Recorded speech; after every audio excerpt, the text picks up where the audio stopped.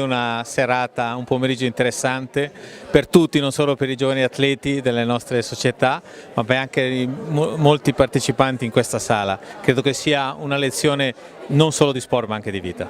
Bisogna investire nel futuro e lo sport è un mezzo, lo sport genera atleti, genera talenti, crea situazioni dinamiche. Nel business nello sport come nel business questo è necessario.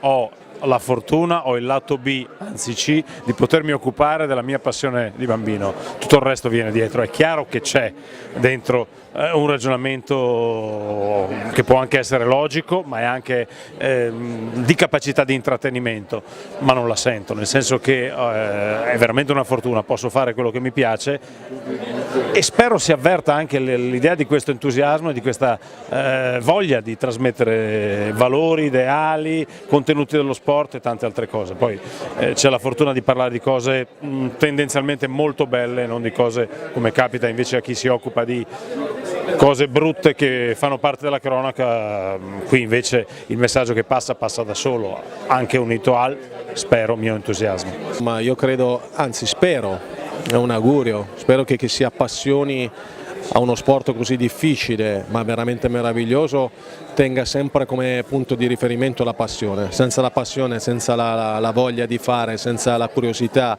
di scoprire un mondo particolare non si va da nessuna parte.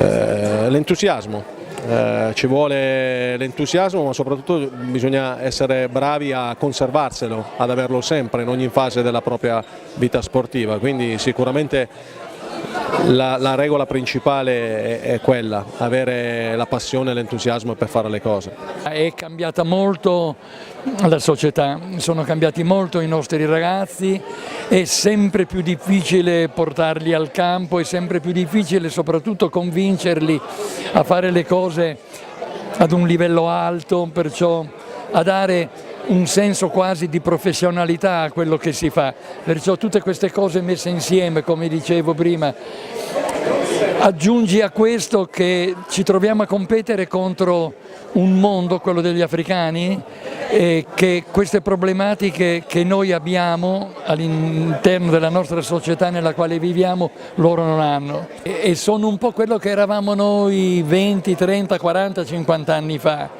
Oggi i ragazzini sono molto portati a queste attività del sedentario, perciò ai giochi del tablet, dei videogame, passano molto del loro tempo da seduti e questo lo stiamo pagando molto pesantemente.